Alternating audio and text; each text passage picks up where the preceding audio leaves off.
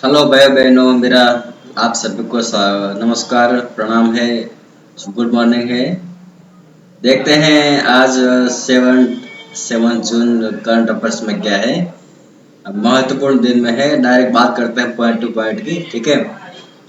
Time की बहुत कीमत होती है, तो सभी जो बहने भाइयों सब सुन रहे हैं वो अच्छी तरह से सुने और अच्छी तरह से समझ के पढ़े। ठीक है। देखते हैं महत्वपूर्ण दिन में आज क्या है। वर्ष 2021 के विश्व खाद्य सुरक्षा दिवस 7 जून यानी कि आज के लिए विषय है safe food now for the healthy tomorrow. ये तो बहुत पहले से हमारे संस्कृति में, हमारे कल्चर में बोला गया है कि भाई हमारा घर का ही खाना खाओ या फिर जो होते हैं फ्रूट्स होते हैं वो खाओ। लेकिन वो तो सब ये है जो नारा लगाया गया है, विषय लगाया गया है, ये हेल्थ के लिए है। हेल्थ के लिए सबसे अच्छी बात तो ये है कि हम खाना क्या खाते हैं, वो उस पर डिपेंड करता है कि हमारा हेल्थ कैसा रहेगा। ठीक है। तो ये जो 7 जून है वो विश्व खाद्य सुरक्षा दिवस है, जो कि आने वाले समय में हमारा हेल्थ अच्छा सा रहे, सेहत से रहे, इसके लिए है। ठीक है। देखते हैं आगे। वर्ष 2021 के विश्व खाद्य सुरक्षा दिवस का नारा है food safety is everyone's business. एक फूड की बात तो सही है, लेकिन एक बिजनेस की बात को मुझे हजम नहीं होती है। Food safety is everyone's business. ठीक है। सभी का जो फूड फूड खाते हैं सभी लोग। ठीक है। वो अच्छे से सेहत के लिए हैं, लेकिन उसको जो बिजनेस बनाया जाए तो बिजनेस में तो भाई कमाई करने की बात आती है, तो कमाई करने के साथ हेल्थ अच्छा नहीं रहता है। कोई भी बात आप समझ सकते हो। कोई भी चीज आप ले लो और उसके साथ कीमत जोड़ दो तो ठीक है। तो ऐसे भी जो दवाइयाँ निकली है कि आप जो कच्चा आम हो, कच्चा कोई फ्रूट ले लो और उसको आप डूब कर रख दो तो सुबह में वो पक्का हो जाएगा। तो ऐसे तो हेल्थ बिगड़ जाएगा। ठीक है। तो बिजनेस इसमें पता नहीं क्यों यहाँ तो नारा है, इसलिए मैं आपको बोलना मुझे पड़ता है कि ये इसका आज का जो डे है सेफ फूड। ठीक है। तो ये विश्व खाद्य सुरक्षा दिवस है आज, तो उसका नारा है food safety is everyone's business. ये नारा है, इसको आपको मैं समझाना चाहता हूँ इसके बारे में, इसलिए मुझे बोलना पड़ता है। लेकिन बिजनेस को और हेल्थ को साथ में जोड़ना नहीं चाहिए। तो हमने कल भी एक वीडियो देखा था। तो एक डॉक्टर डॉक्टर थे। तो डॉक्टर ने सुबह में प्रार्थना की कि मैं मेरा मेरा जो जॉब है वो डॉक्टर का है, और जब मैं मेरा क्लिनिक में जाता हूँ तो बहुत सारे पेशेंट मेरे वेट करते हैं, बैठे रहते हैं, और कि कल कब सर आ जाए और मुझे मेरा इलाज किया जाए। तो मैं दुआ करता हूँ कि जो सभी जो पेशेंट हैं वो अच्छे से रहे, अच्छे हेल्थ से रहे। मेरा जो बिजनेस है, मेरा जो डॉक्टर्स की जो मेरी डिग्रीज हैं वो पैसे कमाने वाली है, लेकिन मैं दुआ करता हूँ कि जो पीपल है, जो लोग हैं, वो अच्छे से रहे, सेहत से रहे, हेल्थ में अच्छी तरह से हेल्थी बन कर रहे। ठीक है।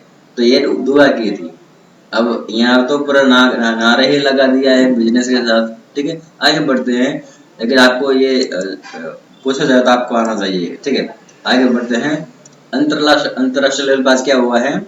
State of India's environment report 2021 के अनुसार संयुक्त राष्ट्र के 2030 कार्यसूची के 17 शाश्वत विकास लक्ष्यों एसडीजी के संदर्भ प्रगति पर आधारित सूची में भारत का स्थान 117वां है। ठीक है। मुझे ये पता नहीं चल रहा है, जो कि ये बात मुझे बताना नहीं चाहिए, लेकिन अभी 21 चल रहा है और 2030 जो 10 साल का जो गैप है उसका क्या मतलब निकलता है। ठीक है। कोई बीच में परेशानी आ जाती है। चाइना वालों ने जो हिंद महासागर में कब्जा करके रखा था उसके बात आती है। कभी कभी ऐसा लगता है कल युद्ध हो जाएगा, ऐसा हो जाता है। कभी कभी इधर पाकिस्तान ऐसा करता है। कभी कभी ऐसा लगता है कि हमारा देश में जो रोजगारी है बहुत बहुत बहुत नेशनल लेवल पे आ गई है। बहुत सारे स्किल पर्सन जो है वो घर पे बैठे रहते हैं, जॉब नहीं मिलती है, कोई काम नहीं मिलता है। तो 10 साल के गैप का मतलब क्या है, इस साल का मतलब क्या है, कुछ नहीं है। ठीक है। लेकिन ये है तो है, ये अंतरराष्ट्रीय लेवल पे है। State of India's environment report 2021 के अनुसार संयुक्त राष्ट्र के 2030 कार्यसूची के 70 शाश्वत विकास लक्ष्यों के संदर्भ प्रगति पर आधारित सूची में भारत का स्थान है 117। ठीक है, अभी इतने कल किसने देखा वो तो पता नहीं है, लेकिन ये संयुक्त राष्ट्र है जो यूएन है, उसने ये सूची जारी की है। उसमें जो कंट्रीज है जो सिलेक्ट किया गया है एनवायरमेंट के हिसाब से, यानी कि पर्यावरण के हिसाब से, तो हमारा देश का नंबर है 117। ठीक है, आगे बढ़ते हैं। पर्यावरण प्रदर्शन सूचकांक ईपीआई के मामले में 180 देशों में भारत का स्थान है 168वां। ठीक है, तो ये दिक्कत वाली बात है, पर्यावरण प्रदर्शन सूचकांक। ठीक है, हम कहते हैं कि जब स्कूलों में कोई मंत्री या कोई यानी कि मानो चलो कि सरपंच भी आ जाए तो भी एक पौधा लगाए तो अच्छी बात रहती है। उद्घाटन समारोह तब भी कोई जो इतने भी लोग आते हैं, चीफ गेस्ट आते हैं, और चीफ गेस्ट के साथ जो भी कमांडोज होते हैं, सभी का एक एक रोग जो होता है, जो पौधा होता है, वो बोया जाए तो कितनी अच्छी बात होती है। ठीक है, वैसे पर्यावरण तो बदलने वाला नहीं है, ठीक है, लेकिन हमको सिर्फ इतना करना है कि जो पहले था ऐसे ही हम उसे बनाने की कोशिश करें, तो आने वाली जो पीढ़ियां हैं, आने वाला जो समय है, वो हेल्थ में अच्छे से रह सके, उसको जरूरत ना पड़े कि हम सिंगापुर से हमारा ऑक्सीजन मंगवाए। ठीक है, इसलिए भी आगे बढ़ते हैं। इजियन विश्वविद्यालय में भूमध्य सागर में तटीय और समुद्री पर्यटन के सतत विकास को मापने के लिए समर्पित पहला अनुसंधान केंद्र स्थापित करने के लिए विश्व पर्यटन संगठन UNWTO और ग्रीस देश के बीच समझौता ज्ञापन पर हस्ताक्षर हुए हैं। ये अच्छी बात है, क्योंकि समुद्र तो इतना गहरा होता है कि उसमें हीरा भी निकलता है, सोना भी निकलता है। और कहते हैं ना कि आधे लंका से डूबी हुई है, ऐसा ऐसा मैंने सुना है, इसलिए मैं बोलता हूँ। पता नहीं आधे श्रीलंका बाहर है, आधे आधे अंदर है, पता नहीं है। लेकिन मैं एक कहना चाहता हूँ आपको कि जो ये संधि होती है ना, वो यहाँ लिखा है विश्व पर्यटन संगठन। ठीक है, UNWTO, तो ये भूमध्य सागर है। और इजिन विश्वविद्यालय में भूमध्य सागर में तटीय और समुद्री पर्यटन, ये तटीय और समुद्री पर्यटन के सतत विकास को मापने के लिए। ठीक है, तो ये मतलब यह कहना है कि जितना हो सके इतना इतना अच्छे तरीके से पर्यटन जो विभाग है काम करे, और अच्छे से जो लोग आते हैं पर्यटन के लिए, तो वो अच्छे से आनंद उठाए। ऐसे ऐसे एक दोनों के बीच समझौता किया गया है यहाँ ग्रीस देश के बीच। ठीक है, तो ये अच्छी बात है, क्योंकि जब हम तो यहाँ पे 45 डिग्री में इंडिया में रह सकते हैं, लेकिन ऑस्ट्रेलिया है, इंग्लैंड में है, वहाँ 30, 32, 33 बहुत हो जाता है। ठीक है, तो ये अच्छी बात है। ठीक है, आगे बढ़ते हैं। राष्ट्रीय CII, Indian green building council IGBC और Indian institute of architects IIA ने वास्तुकला, रचना और योजना के क्षेत्र में ग्रीन बिल्डिंग मूवमेंट और सतत विकास को बढ़ावा देने के लिए एक समझौता ज्ञापन पर हस्ताक्षर किए हैं। ठीक है, तो ये अच्छी बात है वास्तुकला के हिसाब से। ठीक है, आगे बढ़ते हैं। राज्य विशेष में क्या है? हरियाणा, ये पता नहीं चलता है, राज्य विशेष की बात होती है जब भी मेरे जो वीडियो में, तकरीबन इसमें ये हरियाणा तो आ ही जाता है। पता नहीं वो लोग क्या करते हैं, बहुत अच्छा ही अच्छा मतलब जो रैंक होती है ना, कहते हैं ना पूरे स्टेट में, पूरे कंट्री में कौन सा स्टेट अच्छा है हेल्थ में, या फिर एजुकेशन में, पानी में, बिजली में, आम सुविधाओं में क्या क्या कितनी सॉल्यूशन निकल पाते हैं। तो इसमें ऐसा होता है कि कहीं ना कहीं ये हरियाणा जो है वो निकल के आता है सामने। ठीक है, आगे बढ़ते हैं। हरियाणा राज्य के करनाल जिले में 81 एकड़ एकड़ है, यहाँ एकड़ आता है, एकड़ क्षेत्र भूमि पर ऑक्सीवन बनाया जाएगा। देखो ये आंखें खोलने वाली बात है, ठीक है। मैं कहता हूँ ना कि हमको सिर्फ कुदरत ने सांस जो दी है, ऑक्सीजन दिया है, वो भी फ्री में दिया गया है। वो ऑक्सीजन जो निकलता है वो जहाँ पे बहुत सारा जंगल होता है उसमें से आता है, मतलब पेड़ से आता है। तो पेड़ को क्यों काटते हो? हमने पिछले वीडियो में बात की थी, ठीक है। तो उसमें चिपको आंदोलन हुआ था सुंदरलाल बहुगुणा का आगेवानी में। वो इसलिए किया गया था कि जो लोग पेड़ काटते थे वो पेड़ न काटे, ठीक है। तो ये पेड़ काटने से क्या होता है, जो हमारा जो हम सांस लेते हैं तो उसमें जो ऑक्सीजन आता है, वो ऑक्सीजन हमको कुदरत ने दिया है, फ्री में दिया है, कोई चार्ज नहीं है। तो भी ऐसा क्यों करते हो ऐसा प्रोसेस कि हम सिंगापुर से या बाहर से कोई इंडोनेशिया से वो बॉटल मंगवाने पड़े, ठीक है। सीधी बात है, आप जितना पर्यावरण को बचाओगे तो आप पर्यावरण आपको आप सभी को बचाएगा, ठीक है। यहाँ हरियाणा राज्य ने बहुत अच्छा काम किया है। 80 एकड़ क्षेत्र में ऑक्सीवन बनाया जाएगा, ठीक है। यानी मानो कि एक जंगल सा एक इलाका होगा, ठीक है।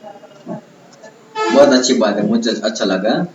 हरियाणा सरकार ने 5 जून 2021 को प्राण वायु देवता पेंशन योजना का आरंभ किया है, ये भी अच्छी बात है।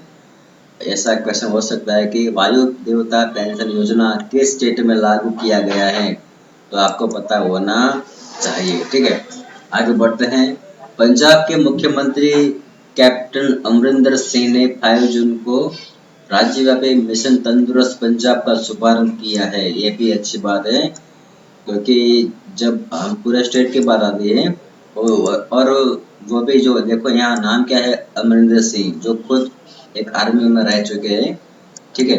तो मेरा कहने का मतलब ये है तो जो जो सोल्जर होता है वो कुछ स्टेट का कोई तालुका ब्लॉक का कोई मतलब कोई क्षेत्र का नहीं सोचता है, पूरा कंट्री का सोचता है, ठीक है। तो यहाँ तो जो अमरिंदर सिंह है वो सीएम है पंजाब के। तो वहाँ लागू किया गया है, ऐसा मिशन है, मिशन तंदुरुस्त पंजाब, ठीक है। तो उसके हिसाब से उन्होंने काफी तैयारी भी किया होगा, प्रयत्न किया होगा कि जो ये मिशन है पूरा का पूरा सक्सेस हो जाए। और जब कोई भी मिशन हम स्टार्ट करते हैं तो दिक्कत तो आती है, क्योंकि अच्छा काम करने में दिक्कत आती है, बुरा काम करने में दिक्कत नहीं आती है, ठीक है। तो हो सकता है कि ऐसे में कुछ दिक्कत आ जाए, लेकिन मैं दुआ करता हूँ कि ये जो मिशन है, मिशन तंदुरुस्त पंजाब, वो एकदम सक्सेस हो जाए। क्योंकि जब हम हेल्थी होते हैं जो भी लोग, चाहे हम हमारा ही एग्जाम्पल ले लें, हम खुद तंदुरुस्त रहते हैं तो हमारा जो पूरा पूरा का पूरा परिवार है, फैमिली है, सब खुश रहते हैं, ठीक है। घर में कोई एक एक को हॉस्पिटल में ले जाना पड़े या दवा लेनी पड़े, कोई प्रॉब्लम्स होते हैं तो पूरा फैमिली डिस्टर्ब हो जाता है, ठीक है। तो यहाँ बहुत अच्छा काम किया है, अमरिंदर सिंह को सलाम है, ठीक है। आगे बढ़ते हैं। विज्ञान विज्ञान में क्या है आज, भारतीय प्रौद्योगिकी संस्थान आईआईटी दिल्ली का शोधकर्ताओं ने एक नई तकनीक विकसित की है और hydrogen fuelled spark ignition engine generator का निर्माण किया है, जो हवा में कार्बन डाइऑक्साइड को छोड़े बिना बिजली का उत्पादन करता है, ठीक है। ये जो कार्बन है जो हवा में छोड़ता है, जो कार्बन निकलता है ना, एग्जाम्पल के तौर पे आपको मैं बताना चाहता हूँ कि मानो कि कोई बीड़ी पीता है, कोई सिगरेट पीता है, तो जो धुआं निकलता है उसमें कार्बन होता है, ठीक है। जब हम जो दिवाली आते हैं, जब पटाखा फोड़ते हैं, ठीक है, उसमें निकलता है वो कार्बन होता है। तो कार्बन जब हवा में फैलता है तो वो सांस लेने में दिक्कत आती है और हमारा हेल्थ के लिए बहुत खराब होता है वो। हम कहते हैं ना, हम फेफड़े में तकलीफ है, सांस नहीं ले पा रहे हैं, तो वो क्या है, जो हमारा लंग्स होता है यानी फेफड़ा होता है, उसमें ऐसा कचरा पड़ जाता है, हम सांस लेने में दिक्कत आ जाती है। और मैं कहता हूँ ना, यहाँ पंजाब में हरियाणा में जब वो फसल काटी जाती है तब जो जो कचरा वहाँ पर रहता है खेत में, उसको जला जाता है, तो उसमें जो धुआं निकलता है वो भी कार्बन का ही है। ठीक है, तो वहाँ पे अच्छी अभी ऐसा यहाँ रूल्स लगाया गया कि ऐसा नहीं करना है किसी को। ठीक है, और ऐसे मशीनें भी लगाई गई है कि जो कचरा है उसमें से कुछ ना कुछ अच्छी बात निकल के आए। वेस्ट में से कुछ बेस्ट बनाने की कोशिश करने का प्रयोग किया जाता है वहाँ पे। ठीक है, क्योंकि वहाँ के जो धुआं है वो कहाँ पे पहुंचता था, सीधा आगरा, लखनऊ वहाँ पे पहुंचता था। ठीक है, तो ये बहुत बुरी बात थी। तो अभी एक नया जो ये आयोजन किया है, कार्बन को छोड़े बिना बिजली का उत्पादन करता है, और जो शोध करता है वो है आईआईटी दिल्ली। मैं बात बताना चाहता हूँ कि जो लोग होते हैं आईआईटी में काम करते हैं, वो आम लोग नहीं होते हैं, वो कुछ ना कुछ ऐसे काम करते हैं कि जो अ, आम लोगों के काम में आ जाए और अच्छे से वो जीवन में उपयोग किया जाए। ठीक है, आगे बात करते हैं। सामान्य ज्ञान में क्या है, पश्चिमी हिंद महासागर क्षेत्र, अरब खाड़ी और लाल समुद्र में जहाजों के खिलाफ होने वाले समुद्री डकैती और सशस्त्र डकैती के दमन के उद्देश्य से जिबूती आचार संहिता जेद्दा संशोधन DCOC JA की स्थापना जनवरी 2009। ठीक है, यहाँ पे आप देख सकते हो ये जो DCOC है। ठीक है, और स्थापना कब की थी, 2009 में। क्यों की है, क्योंकि मैं आपको एक एग्जांपल देना चाहता हूँ। पायरेट्स ऑफ द कैरेबियन एक हॉलीवुड की फिल्म है। ठीक है, तो उसमें जो आप देखते हो तो आपको पता चल जाता है कि समुद्र में कैसे पूरा का पूरा जो जहाज होता है हाईजैक किया जाता है, वो भी सशस्त्र बल से। यानी कि जो सामने वाला जो जहाज होता है उसके पास सब कुछ सही मात्रा में होता है, हथियार होते हैं। ठीक है, आप एक गन के हिसाब एक गन के पॉइंट के ऊपर आका पूरा का जो जहाज होता है उस पर कब्जा कर लेते हैं, यानी कि उस पर लूटपाट मचा लेते हैं। ठीक है, तो वो न हो कहाँ पे, तो पश्चिमी हिंद महासागर क्षेत्र, अरब खाड़ी और लाल समुद्र में जहाजों के खिलाफ होने वाली समुद्री डकैती। आप देख सकते हो यहाँ पे देखो, समुद्री डकैती व सशस्त्र डकैती के दमन के उद्देश्य से जिबूती आचार संहिता। बात करता हूँ ना कि जो डकैती है वो कहाँ भी हो सकती है, कहाँ पे भी हो सकती है। मैं कहता हूँ ना कि कोई फ्लाइट में जाता है तो पता नहीं चलता है कहाँ पे क्या कुछ हो गया, सामान खो गया। रेल में जाते हैं तो बैग खो जाता है।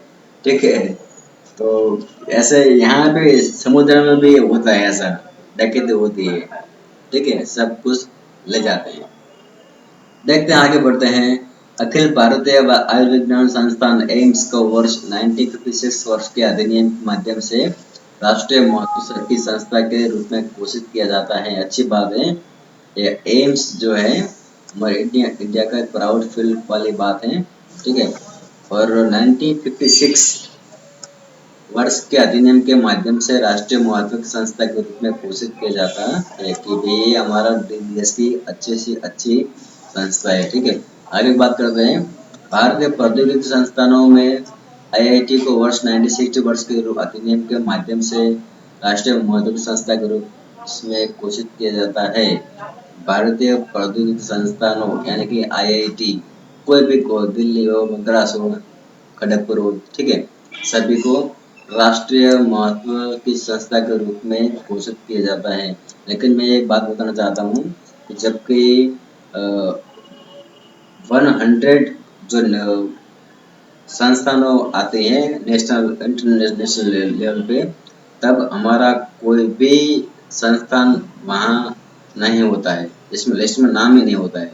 तो पता नहीं ऐसा क्यों होता है। ठीक है, आगे बढ़ते हैं। भारतीय प्रबंधन संस्थानों को IIM को वर्ष 2017 वर्ष के अधिनियम के माध्यम से राष्ट्रीय महत्व की संस्था के रूप में घोषित किया जाता है। संयुक्त राष्ट्र विशेषाधिकार एवं प्रतिरक्षा सम्मेलन हस्ताक्षरित 13 फरवरी 1946 प्रभावी यानी कि लागू किया है 17 सितंबर 1946। ठीक है, आगे बढ़ते हैं। ये भी अलग बात है, याद रखना, मैं यहाँ पे करता हूँ। ठीक है, भारतीय प्रबंधन संस्थान IIM यानी कि IIT, IIM और आगे है एम्स। ठीक है, ये तीनों जो संस्थानों है उसको माना गया कि ये हमारे कंट्री की बहुत अच्छी सी रैंक वाली संस्थानों है। ठीक है, आगे बढ़ते हैं।